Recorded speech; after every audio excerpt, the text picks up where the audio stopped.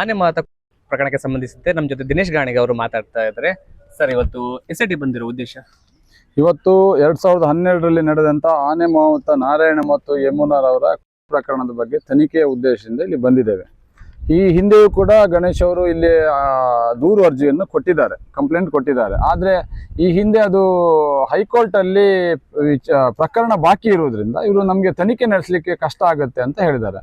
ಒಂದು ಹೈಕೋರ್ಟ್ ಇಂದ ನಿರ್ದೇಶನ ತನ್ನಿ, ಇಲ್ಲ ಅದನ್ನು ವಿಡ್ರಾ ಮಾಡ್ಕೊಂಡು ಬನ್ನಿ ಅಂತ ಹೇಳಿದ್ದಾರೆ. ಆ ಕಾರಣಕ್ಕಾಗಿ ನಾವು ಮೊದಲು ಹೈಕೋರ್ಟಿಗೆ ಅದು ಅರ್ಜಿ ಸಲ್ಲಿಸಿದ್ದೇವೆ ಪ್ರಕರಣದ ತನಿಖೆಗಾಗಿ.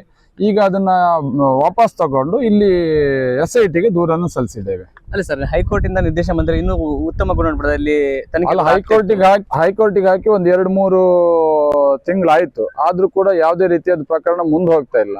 ಆದ್ರೆ ನಮ್ಗೇನು, ಈಗ ಅಲ್ಲಿಂದ ಬಂದ್ರು ಒಂದು, ಇಲ್ಲಿ ಕೊಟ್ಟರು ಒಂದಲ್ಲ, ನಾವು ಅದನ್ನು ಮೆನ್ಷನ್ ಮಾಡಿಯೇ ಕೊಟ್ಟಿದ್ದೇವೆ. ನಾವು ಕೇಳಿರೋದೇನು, SIT ಆವಾಗ ನಾವು ಅರ್ಜಿ ಸಲ್ಲಿಸುವಾಗ SIT ರಚನೆ ಆಗಿರ್ಲಿಲ್ಲ.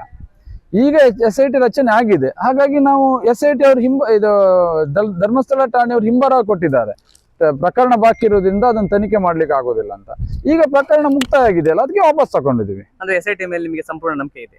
SIT ಮೇಲೆ ನಂಬಿಕೆ ಇದ್ದೇ ಕೊಟ್ಟಿರುವಂತದ್ದಲ್ಲ. SITಗೆ ಈ 100 ಪ್ರಕರಣ, ಇಲ್ಲಿರುವಂತಹ ಹಲವಾರು ಪ್ರಕರಣವನ್ನು ತನಿಖೆ ನಡೆಸಿ ಮತ್ತೆ ನಮ್ಮ ಈ ಪ್ರಕರಣವನ್ನು ಬಿಡ್ತಾರ, ಇದನ್ನ ತನಿಖೆ ಮಾಡ್ಲಿ ಅಂತ. ಅಲ್ಲ, ಈ ಹಿಂದೆ ಕೂಡ ಪ್ರಕರಣ ತನಿಖೆ ಕೂಡ ಆಗಿತ್ತು, ಆದ್ರೆ ನಿಮಗೆ ಯಾವ ನ್ಯಾಯ ಸಿಗ್ಲಿಲ್ಲ ಅನ್ನೋದನ್ನ ಹೇಳೋದು ಅಲ್ಲ. ಆವಾಗ ಪೊಲೀಸ್ ಅಧಿಕಾರಿಗಳು, ಯಾಕಂದ್ರೆ ಅದು ಆವಾಗ ಏನ್ ಕೇಳಿದ್ರೆ, ಧರ್ಮಸ್ಥಳ ಠಾಣಾ ವ್ಯಾಪ್ತಿ ಅಥವಾ ಬೆಳ್ತಂಗಡಿ ಠಾಣಾ ವ್ಯಾಪ್ತಿಯಲ್ಲಿ ಧರ್ಮಸ್ಥಳ ಗ್ರಾಮದಲ್ಲಿ ಯಾವುದೇ ಕೊಲೆ, ಯಾವುದೇ ಇದ್ ನಡೆದ್ರು ಕೂಡ ಆರೋಪಿಗಳು ಸಿಗುದಿಲ್ಲ.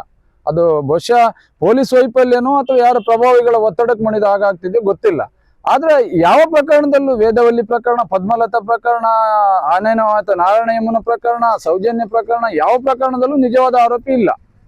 13 ಪ್ರಕರಣ C ರಿಪೋರ್ಟ್, ಇದು ಆರೋಪಿ ನಿರಪರಾಧಿ ಅಂತ ಬಂದಿದೆ. ಹಾಗಾಗಿ ನಮ್ಗೆ ಪೊಲೀಸರ ಮೇಲೆ ನಂಬಿಕೆ ಇಲ್ಲ, ಧರ್ಮಸ್ಥಳ ಮತ್ತೆ ಬೆಳ್ತಂಗಡಿ ಪೊಲೀಸರ ಮೇಲೆ ನಂಬಿಕೆ ಇಲ್ಲ.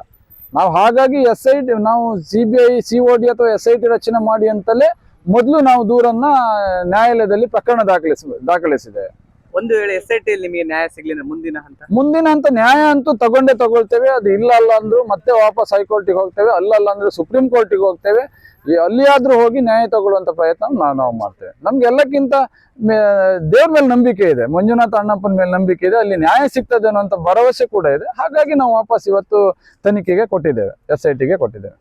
ಇದಿಷ್ಟು ದಿನೇಶ್ ಗಾಣಿಗ ಅವರ ಮಾತು. ವಿಮಾನಕ್ಕೆ ಈ ದಿನ ಬೆಳ್ತಂಗಡಿ.